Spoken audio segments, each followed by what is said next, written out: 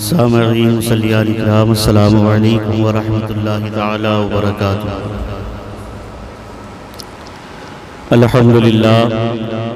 الحمدللہ رب العالمین، والصلاة والسلام علی سید الانبیاء والمرسلین وعلی آلہ واصحابہ اجمعین، اما بعد فاعوذ باللہ من الشیطان الرجیم، بسم اللہ الرحمن الرحیم۔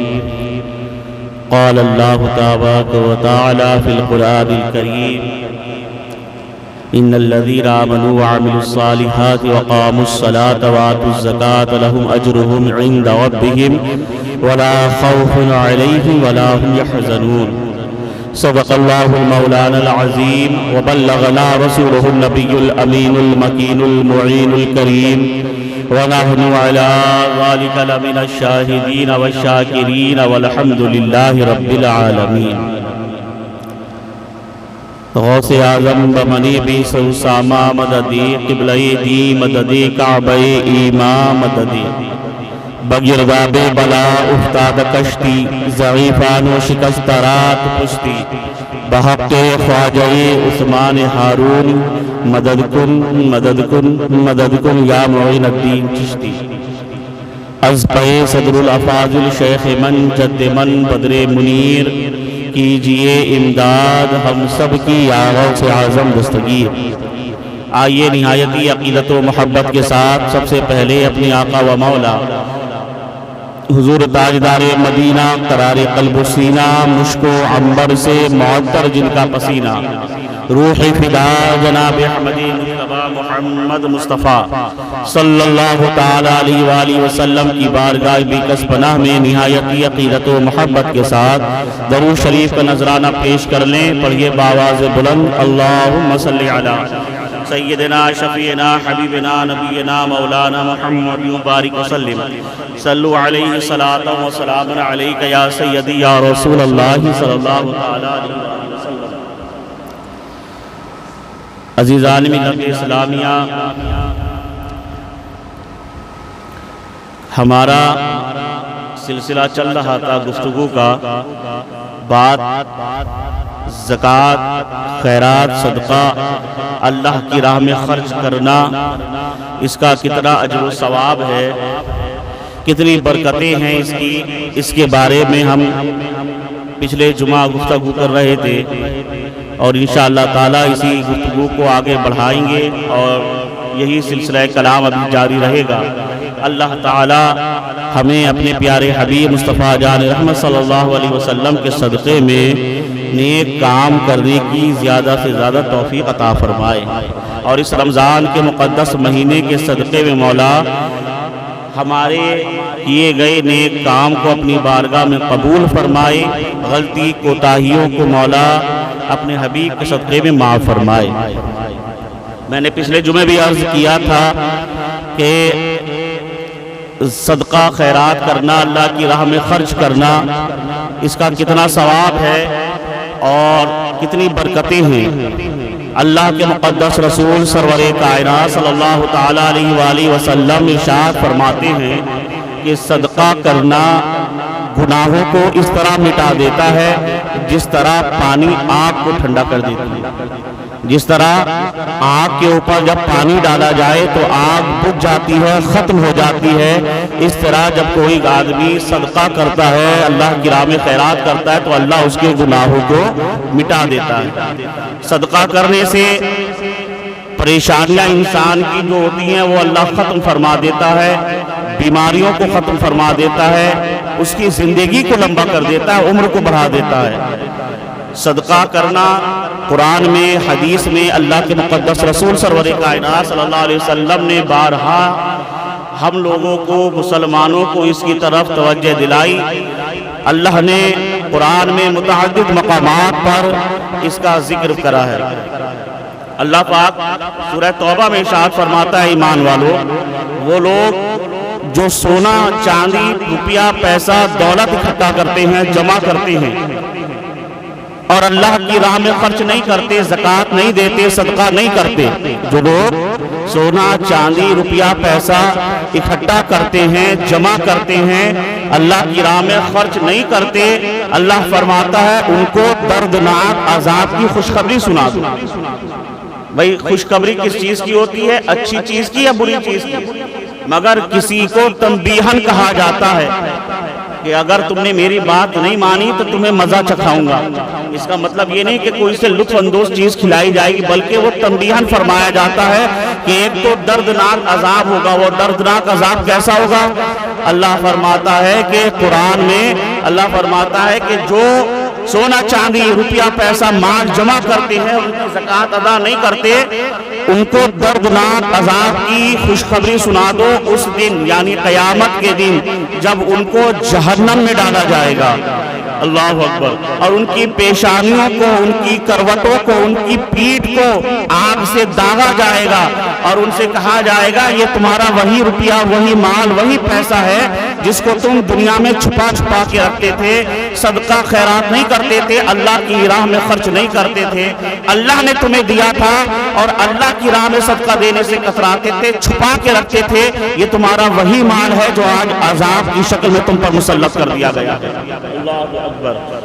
اللہ کے مقدس رسول سرور کائنات صلی اللہ علیہ وسلم نے ارشاد فرمایا کہ اللہ تعالیٰ نے جس کو پیسہ دیا، جس کو دولت دی، اللہ نے جس کو مال دیا ہے، جب وہ اس مال کی زکوٰۃ ادا نہیں کرتا، صدقہ نہیں نکالتا، خیرات نہیں کرتا، اس مال کی زکوٰۃ ادا نہیں کرتا، تو اللہ قیامت کے دن اس مال کو گنجے سانپ کی شکل میں کر دے گا، گنجے سانپ کی صورت میں کر دے گا۔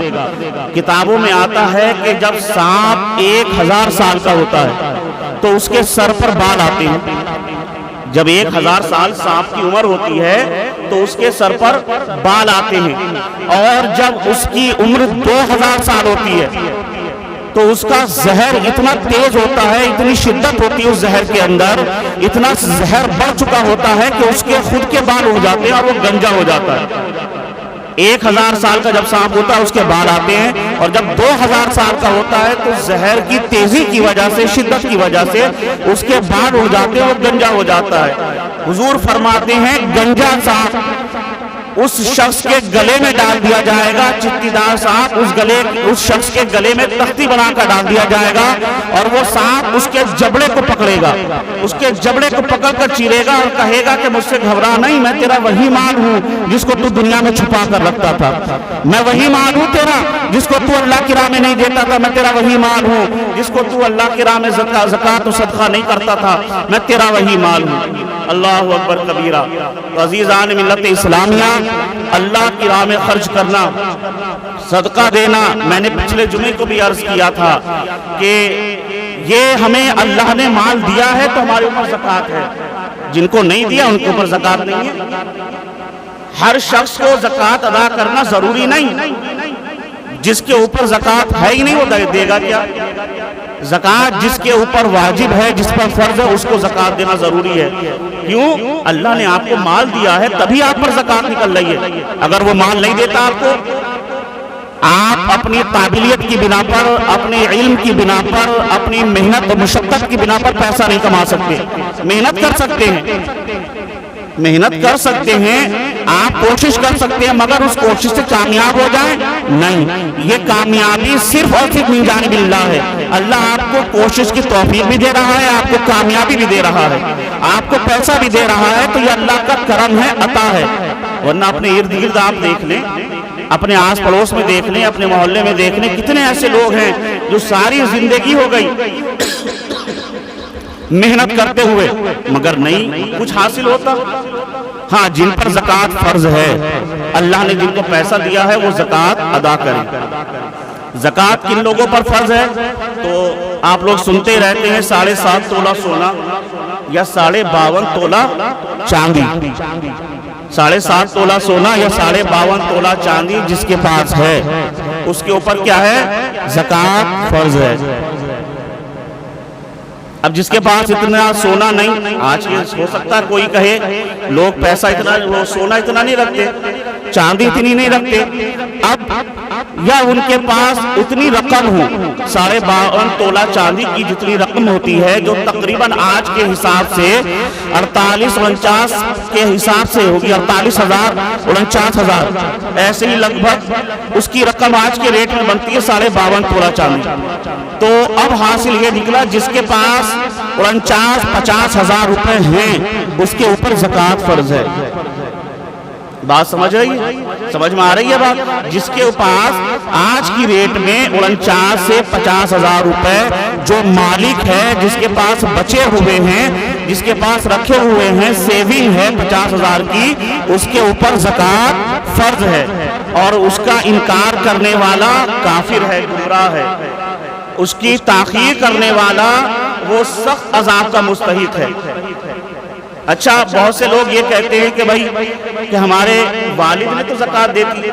हमारे घर में किसी से अगर बेटा माशाअल्लाह कमाने वाला है, अच्छा रिस्क आ रहा है, नौकरी कर रहा है, जॉब कर रहा है, बिजनेस कर रहा है, दुकान वगैरह कुछ भी कर रहा है, तो अगर उनसे कहो भाई ज़कात अदा करो, बोले नहीं हमारे अब्बू जो हैं वो ज़कात दे देते हैं, हमारे पापा जो हैं वो ज़कात दे देते हैं। शादी का लड्डू नहीं है ये कि हमारे अब्बा को दावत दे दी तो पूरे घर की दावत हो गई। अल्लाह का रिज़्क़ है, अल्लाह ने हिस्सा रखा। अल्लाह का शुक्र अदा करे कि आपके वालिद के साथ साथ अल्लाह ने आपको भी सलाहियत किया है। मैं अभी कुछ दिन पहले भी अर्ज कर रहा था, आप देखें कि कितने ऐसे बच्चे हैं जो आवारा गर्दी करते घूम रहे हैं, नशा कर रहे हैं, चरस गांजा अफीम खींच रहे हैं। वो बच्चे जिनके माँ बाप परेशान हैं, जवान जवान लड़के मोहल्ले के अंदर चोरियां कर रहे हैं, वो जवान लड़के, अल्लाह अच्छा कमाना चाहिए था, वो ड्रग्स गांजा और अफीम पता नहीं क्या क्या बुरे नशे में तबाह बर्बाद हुए हुए हैं। अल्लाह ने आपको ये तौफीक दी, आज आपका बेटा अल्लाह के करम से कमा रहा है, रिज़्क़ हलाल का खा रहा है, खिला रहा है, तो इसका शुक्र आपको अदा नहीं करना चाहिए?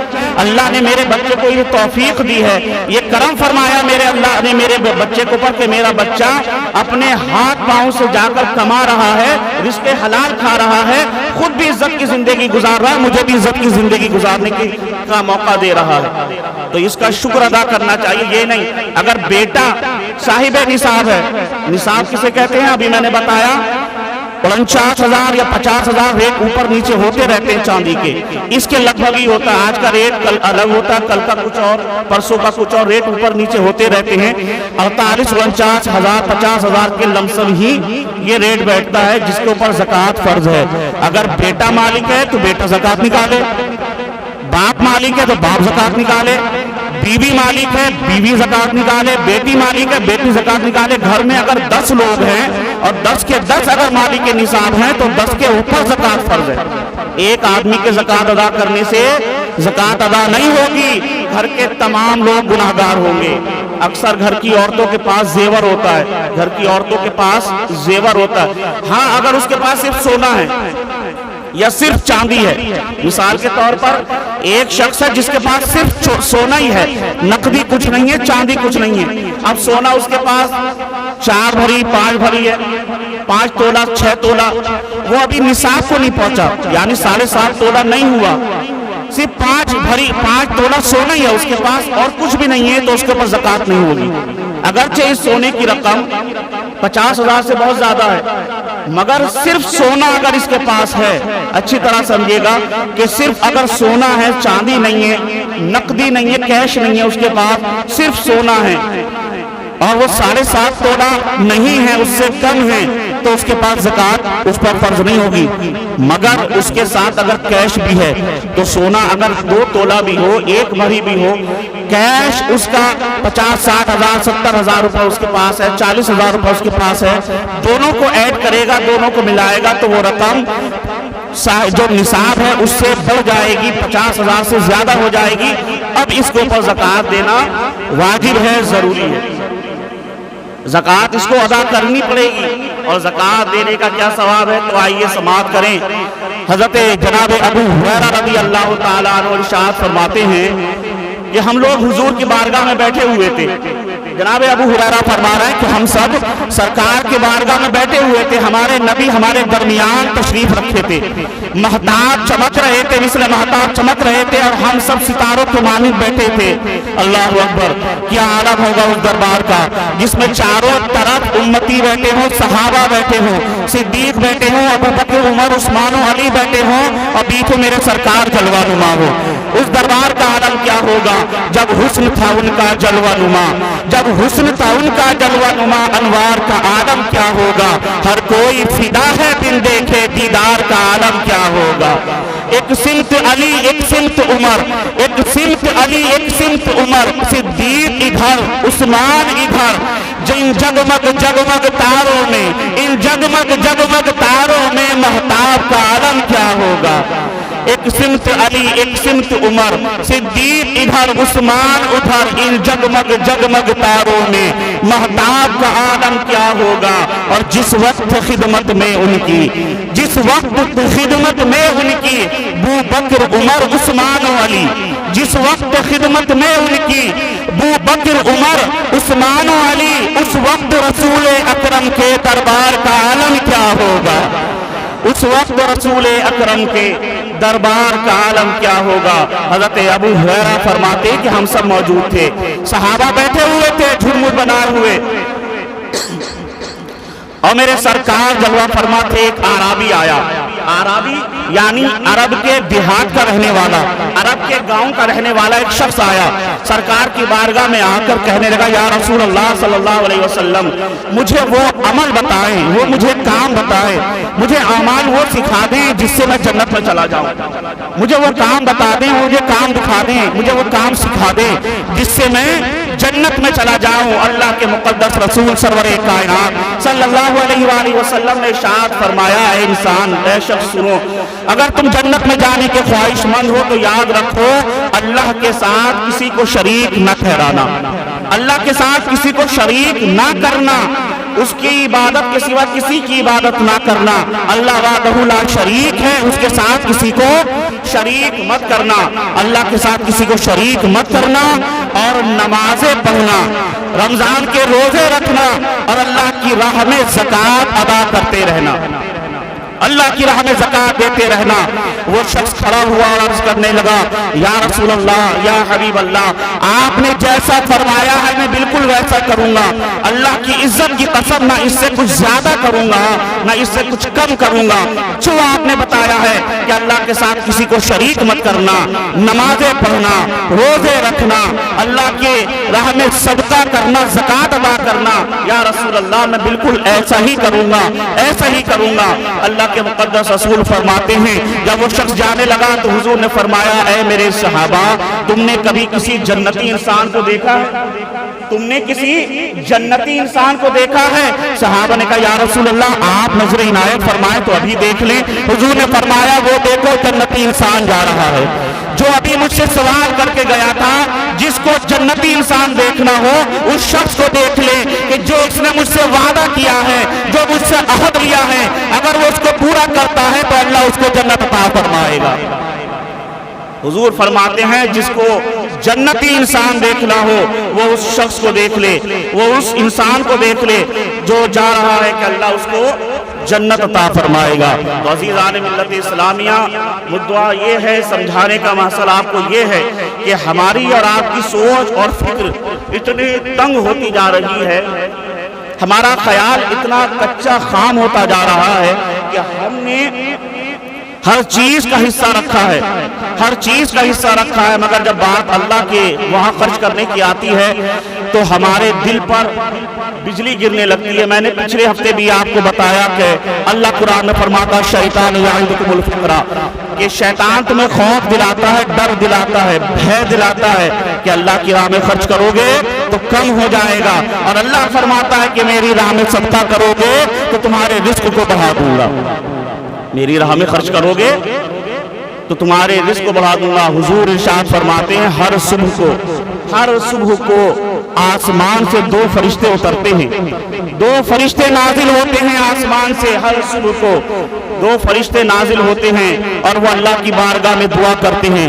ایک فرشتہ کہتا ہے پروردگار عالم یا رب العالمین، جو نیک کاموں میں خرچ کرتا ہے، جو اچھے کاموں میں خرچ کرتا ہے، اللہ تو اس کو اور عطا فرما۔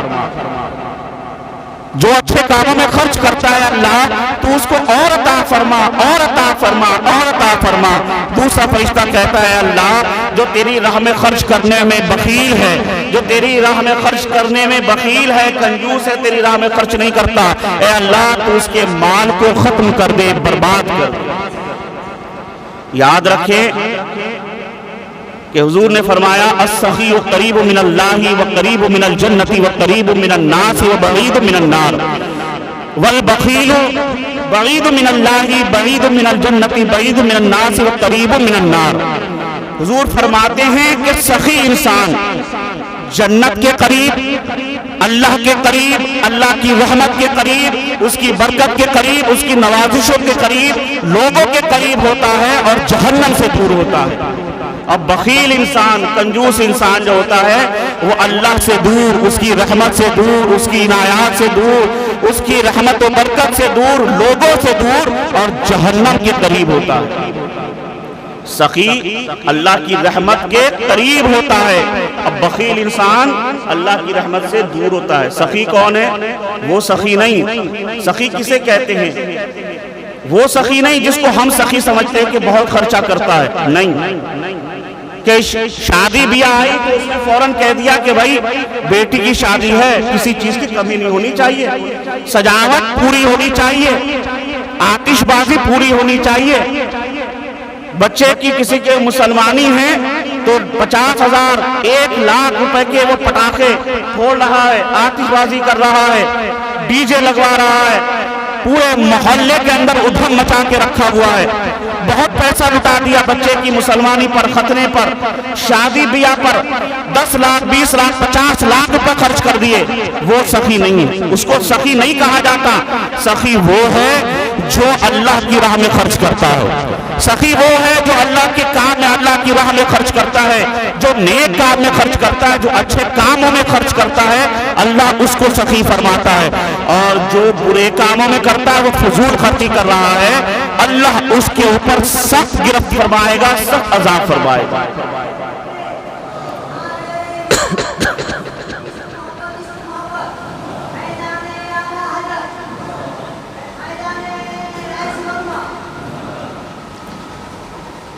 جو اللہ کی راہ میں خرچ کرتا ہے سخی وہ ہے، سخی وہ نہیں جس کو ہم اور آپ سخی سمجھتے ہیں کہ وہ بہت پیسے لٹا رہا ہے، بہت بانٹ رہا ہے، بہت خرچ کر رہا ہے، نہیں، سخی وہ ہے جو اللہ کی راہ میں خرچ کرے۔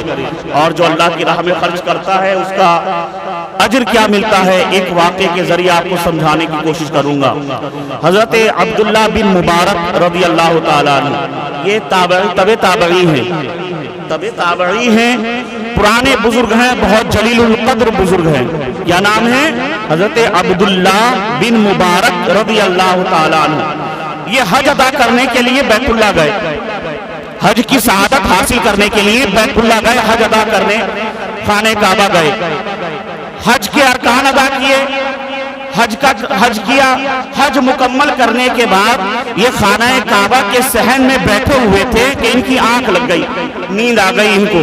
خواب میں کیا دیکھا انہوں نے کہ 2 فرشتے آسمان سے اترے، 2 فرشتے اترے اور وہ فرشتے آپس میں باتیں کر رہے ہیں۔ ایک فرشتہ دوسرے فرشتے سے کہتا کہ اس سال حج کرنے کتنے لوگ آئے ہیں؟ تو دوسرا فرشتہ کہتا ہے اس سال حج کرنے کے لیے 6 لاکھ لوگ آئے ہیں، دنیا بھر سے اس سال فریضہ حج انجام دینے کے لیے 6 لاکھ لوگ آئے ہیں۔ پھر دوسرا فرشتہ پوچھتا ہے کہ اچھا یہ بتاؤ کہ ان میں سے کتنے لوگوں کا حج قبول ہوا ہے؟ فرشتے آپس میں بات کر رہے ہیں، حضرت عبداللہ بن مبارک یہ خواب میں دیکھ رہے ہیں خانہ کعبہ کے صحن میں، بیت اللہ کے صحن میں بیٹھے ہیں، آنکھ لگ گئی، خواب میں دیکھ رہے ہیں 2 فرشتے اترے آسمان سے اور آپس میں باتیں کر رہے ہیں۔ ایک فرشتہ پوچھتا ہے کتنے لوگ آئے، دوسرا کہتا ہے 6 لاکھ لوگ حج کرنے آئے۔ پھر فرشتہ پوچھتا ہے حج کتنوں کا قبول ہوا، تو وہ دوسرا فرشتہ کہتا ہے کہ 6 لاکھ لوگوں میں کسی ایک کا بھی حج اللہ نے قبول نہیں کیا ہے۔ 6 لاکھ لوگوں میں کسی ایک انسان کا بھی حج اللہ نے قبول نہیں کیا۔ حضرت عبداللہ بن مبارک کہتے ہیں میں خواب میں ہی سوچنے لگا، فکر کرنے لگا، پروردگار عالم 6 لاکھ لوگ حج کرنے کے لیے آئے ہیں، کوئی کہاں سے آیا ہوگا، کہاں سے آیا ہوگا، کتنی تکلیفیں اٹھائی ہوں گی، کتنی مشقتیں اٹھائی ہوں گی، کتنی تکلیفیں برداشت کی ہوں گی، اتنی دور دراز سے حج کرنے آئے ہیں، اے اللہ کسی ایک کا بھی حج قبول نہیں ہوا۔ میں افسوس کر رہا تھا خواب کے عالم میں۔ کہتے ہیں کہ پھر ایک فرشتے کی آواز مجھے سنائی دی، وہ فرشتہ کہتا ہے ہاں دمشق میں ایک شخص ہے جس کا نام علی بن الموافق ہے۔ دمشق میں ایک شخص ہے جس کا نام علی بن الموافق ہے، جو موچی ہے، جوتے سیتا ہے لوگوں کے، چپل سلائی کرتا ہے، اللہ تعالیٰ نے اس کے حج کو قبول فرما لیا۔ اور تعجب یہ ہے کہ وہ حج کرنے نہیں آیا، وہ حج کرنے نہیں آیا، مگر اللہ نے اس کو مقبول حج کا ثواب عطا فرمایا ہے اور اس کے صدقے میں 6 لاکھ حاجیوں کے حج کو قبول کر لیا ہے۔ بات سمجھ رہا ہے؟ 6 لاکھ حاجی حج کرنے آئے ہیں، ان کا حج قبول نہیں ہوا، مگر ایک شخص ہے جو مکے سے کوسوں میل دور فاصلے پر بیٹھا دمشق کے اندر ہے، وہ حج کرنے نہیں آیا۔ یہ حج انہوں نے حج ادا کیا ہے، مگر ایک شخص جو حج کرنے نہیں آیا کوسوں میل دور بیٹھا ہے، ان کا 6 لاکھ کا حج قبول نہیں ہوا، اس بندے کا حج بھی قبول ہوا، حج کا مقبول حج کا ثواب بھی اللہ نے دیا اور اس کے صدقے میں 6 لاکھ کا حج قبول کر لیا۔ بڑی تعجب کی بات تھی کہ ہم سب نے حج کیا اور ہمارا حج قبول نہیں ہوا، دوسرا انسان جو اپنے گھر پر ہے اس کو مقبول حج کا ثواب مل گیا۔ حضرت عبداللہ بن مبارک کہتے ہیں میرے دل میں خواہش پیدا ہوئی، جب میں بیدار ہوا آنکھ کھلی میرے دل میں خواہش پیدا ہوئی، جستجو پیدا ہوئی میں اس شخص کی زیارت کی جائے، اس شخص سے ملا جائے، اس سے دیکھا جائے یار کتنا ایسا کون سا نیک کام ہے جو اس نے کیا ہے کہ اتنی بڑی سعادت ملی ہے۔ حضرت عبداللہ بن مبارک رضی اللہ تعالیٰ عنہ فرماتے ہیں میں مکے سے نکلا، حرم سے نکلا، گھر جانے کی بجائے میں دمشق کی طرف چل دیا، دمشق کے راستے میں پہنچا۔ جب دمشق پہنچا وہاں پہنچ کے میں نے لوگوں سے پوچھا کہ بھائی یہاں پہ علی بن الموافق کون ہیں، لوگوں سے دریافت کیا، کسی نے بتایا کہ وہ فلاں محلے میں فلاں گھر میں رہتا ہے۔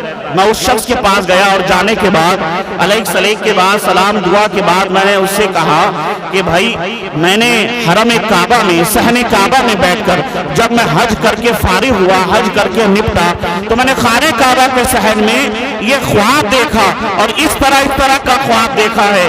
میں تجھ سے پوچھنا چاہتا ہوں اے انسان کہ تیرا وہ کون سا نیک عمل ہے، وہ کون سی نیکی ہے جو اتنی قبول ہو گئی کہ اس کی وجہ سے ہم سب کا حج قبول ہو گیا۔ علی بن الموافق نے جب یہ سنا تو اس کو غشی آ گئی، چیخ نکلی اور چیخ مار کر وہ دھڑام سے بیہوش ہو کر گر گیا۔ کچھ دیر کے بعد ہوش میں آیا، ہوش میں آنے کے بعد حضرت عبداللہ بن مبارک نے پوچھا بھائی مجھے وہ بتاؤ یار، راز بتاؤ، وہ کون سا راز ہے کہ اتنی نیکی تمہاری کہ جس کی وجہ سے ہمارے حج قبول ہو گئے؟ تو وہ کہنے لگا، علی بن موافق کہنے لگا کہ بھائی میرے پاس کوئی زیادہ نیکی کا ذخیرہ نہیں ہے، میں کوئی بہت زیادہ نیک عمل نہیں کرتا، مگر ہاں دل میں تمنا تھی، آرزو تھی، خواہش تھی کہ میں بھی حج کا فریضہ انجام دوں، حضور کے روضے کی زیارت کروں، صحن حرم کو دیکھوں، خانہ کعبہ کے چکر لگاؤں، صفا مروہ کی سعی کروں، میں بھی زمزم کے پانی پیوں، میں بھی مقام ابراہیم پر 2 رکعت نماز ادا کروں، میں بھی غار ثور غار حرا کی زیارت کروں۔ دل میں تمنا تھی، خواہش تھی، آرزو تھی کہ میں بھی کسی دن حج پر جاؤں، مگر آمدنی بہت تھوڑی تھی، بہت تھوڑی تھی، لوگوں کے جوتے سیتا تھا، چپل سیتا تھا، بہت کم مختصر آمدنی تھی، پیسے بہت کم تھے، اتنے پیسے نہیں تھے کہ میں حج پر جا سکوں، حضور کے روضے کی زیارت کر سکوں، مگر دل میں تمنا تھی، آرزو تھی، خواہش تھی، اسی لیے میں تھوڑے تھوڑے پیسے جمع کرتا گیا، تھوڑے تھوڑے پیسے، کمائی تھوڑی تھی तमन्ना पूरी थी, उन थोड़े पैसों को बचाता रहा और बचाते बचाते मुझे 30 साल लग गए इतने पैसे इकट्ठा करने में कि जिनसे मैं हज कर लूं। 30 साल में मैंने आखिर वो रकम जमा कर ली, वो पैसे इकट्ठा कर लिए जिसकी वजह से, जिन पैसों से मैं हज अदा कर सकता था। वो वक्त भी आया जब मैं काफले वालों के साथ हज पे जाने के लिए तैयार था। सुबह को हमारे काफले को जाना था, बड़ा खुश था, बड़ा मुतमईन था, दिल मुर्गे बिस्मिल की तरह तड़प रहा था, आहें झूम झूम कर करवटें ले रही थी, दिल की तमन्नाएं अंगड़ाइयां ले रही थी कि अनकरीब वो मुबारक रोजा मेरी आंखों के सामने होगा, जब ही वो मुबारक अल्लाह का घर मेरी नजरों के सामने होगा, उसकी सहन पर मैं भी तवाफ करूंगा, उसके पहाड़ों पर सफा मरवा पर मैं भी सही करूंगा, ज़मज़म के चश्मे से मैं भी पेट भर कर पानी पीऊंगा। ये अंगड़ाइयां, ये ख्वाहिशें मेरे जहन में चल रही थी। 30 साल में मैंने थोड़ी थोड़ी रकम इकट्ठा करके ये पैसा बचाया था जिससे मैं हज कर सकूं। सुबह को मुझे हज के लिए रवाना होना था, काफले के साथ जाना था। रात में मैं और मेरी बीवी बैठे बातें कर रहे थे। मेरी बीवी हामिला है, पेट से है। हम दोनों बैठे हुए बातें कर रहे थे कि पड़ोस के घर से गोश्त की भुनने की खुशबू आने लगी। जब गोश्त पकाया जाता है तो उसकी खुशबू उठती है। कहते हैं मेरे पड़ोस से गोश्त पकने की खुशबू आ रही थी। मेरी बीवी क्योंकि हामिला थी, दिल में तमन्ना हुई, ख्वाहिश हुई कि हमें गोश्त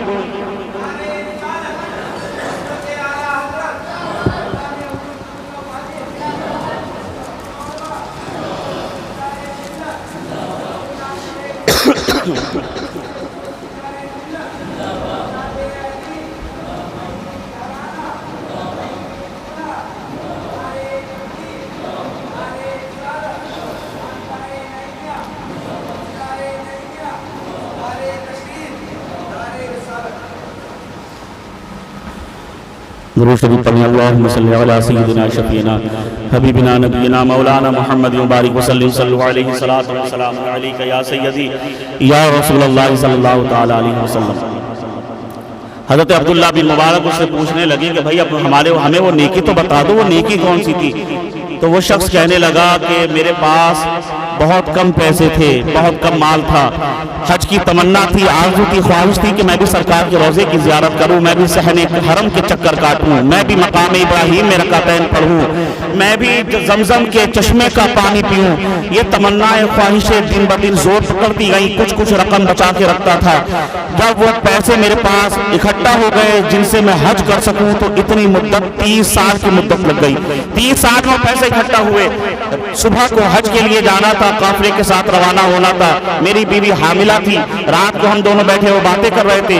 बराबर पड़ोस के घर से गोश्त के पकने की खुशबू आई। मैं गया, मेरी बीवी कहने लगी कि गोश्त खाने की तबीयत हो रही है, ख्वाहिश हो रही है। खुशबू से दिल मचलने लगा, अगर इस वक्त गोश्त मिल जाए तो बहुत अच्छा होता। मैंने कहा रात का वक्त है, गोश्त कहाँ से मिलेगा? दिन होता कहीं से ला देता, दुकान से ला देता, बना के खिला देता, रात में कहाँ से लाऊं? फिर सोचा कि सुबह हज के लिए चला जाऊंगा। बीवी की तमन्ना है, ख्वाहिश है कि चलो अपने पड़ोसी से मांग लेता हूँ। गया पड़ोस के घर में। पड़ोस के घर में जाने के बाद मैंने दरवाजे पे दस्तक दी, तो एक शख्स निकल कर आया, मेरा पड़ोसी निकल कर आया। मैंने उससे कहा कि भाई मेरी बीवी हामिला है, उसको गोश्त खाने की ख्वाहिश हो रही है, तुम्हारे घर में गोश्त पकने की खुशबू आ रही है, बड़ी लजीज खुशबू है, बड़ी अच्छी खुशबू है। भाई अगर थोड़ा सा, एक प्याला सालन, एक कटोरी गोश्त अगर हमें मिल जाए तो मैं अपनी बीवी को खिला दूं, उसकी ख्वाहिश पूरी हो जाए। तो मेरा पड़ोसी मुझसे कहने लगा कि ए अली, मैं तुम्हें गोश्त नहीं दूंगा। कहा क्यों नहीं दोगे? कहा इसलिए कि जो गोश्त मेरे घर में पक रहा है ये मेरे लिए हलाल है मगर तुम्हारे लिए हराम है। मेरे लिए ये गोश्त खाना हलाल है मगर तुम्हारे लिए हराम है। हज़रत वो अली बिन अल-मुवाफ़िक़ कहने लगे कि भाई ये बताओ कि नहीं देना तो मना कर दो, ये क्या बात हुई? ऐसा कौन सा गोश्त है जो तुम्हारे लिए हलाल है, मेरे लिए हराम है? नहीं देना तो मना कर दो कि मैं गोश्त नहीं दूंगा, तुम कहीं और जाओ। लेकिन हलाल और हराम की क्या बात करनी? तो वो शख्स कहने लगा सुनो, मेरे घर में कई रोज से फाका है, कई रोज से खाना नहीं पक्का, चूल्हा नहीं जला मेरे घर में, कई दिन हो गए, हफ्ते हो गए मेरे घर में रोटी नहीं पक्की, मेरे घर में चूल्हा नहीं जला, मेरे बच्चे भूख से तड़प रहे हैं, भूख से बिलख रहे मेरे बच्चे, और भूख इतनी शिद्दत को पहुंच चुकी है कि अगर उनको अब खाने का लुकमा ना दिया गया तो शायद उनमें से एक आध की मौत हो जाए। मौत के मुंह में है मेरे बच्चे। ऐसी हालत में जब मैंने देखा कि मेरे बच्चे मौत के मुंह में हैं, तो शहर के बाहर गया जहां पर मुर्दार जानवरों को, मरे हुए जानवरों को फेंका जाता है, वहां गया और एक मरे हुए जानवर का गोश्त का टुकड़ा काट कर लाया, उसको पका रहा हूं। वो पक जाएगा तो अपने बच्चों को खिलाऊंगा ताकि मेरे बच्चे कम से कम मौत से बच जाएं, उनके पेट में 2 लुकमे पहुंच जाएं।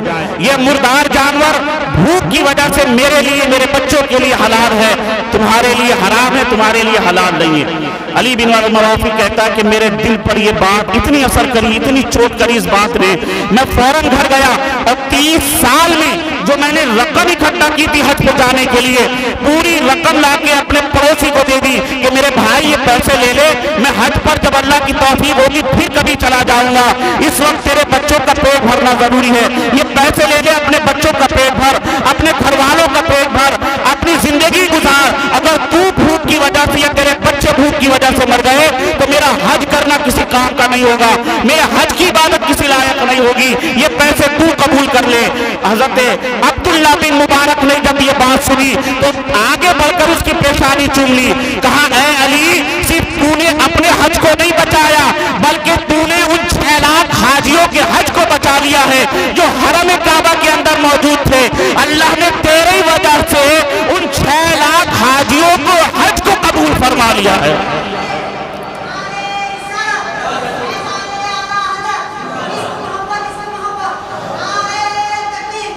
अल्लाह ने तेरे सदक़े में, तेरी वजह से 6 लाख हाजियों के हज को कबूल फरमाया है। तो ऐ लोगों, नेकी को कम मत जानो, कम मत समझो, अल्लाह की राह में खर्च करो, आगे बढ़ते रहो। हुजूर फरमाते हैं, अल्लाह फरमाता है कि मेरी राह में जितना खर्च करोगे मैं उतना दूंगा, उतना अता करूंगा। अब आप अपने गिरेबानों में झांके, अपनी जेबों में झांके, अपनी तिजोरियों में झांके कि आप कितना खर्च कर रहे हैं और अल्लाह से कितनी की उम्मीद रखते हैं। जितनी उम्मीद रखते हैं उस हिसाब से खर्च करते जाएं, इंशाअल्लाह अल्लाह आपकी सोच से ज्यादा, आपके गुमान से ज्यादा, आपके ज़हन से ज्यादा आपको अता फरमाएगा। अल्लाह करीम हम सबको अमल की तौफीक अता फरमाए। अस्तगफिरुल्लाह रब्बी मिन कुल्लि ज़ंबि व अतूबु इलैहि व आखिरु दावाना अनिल हम्दुलिल्लाहि रब्बिल आलमीन। अस्सलामु अलैकुम व रहमतुल्लाहि व बरकातुहू।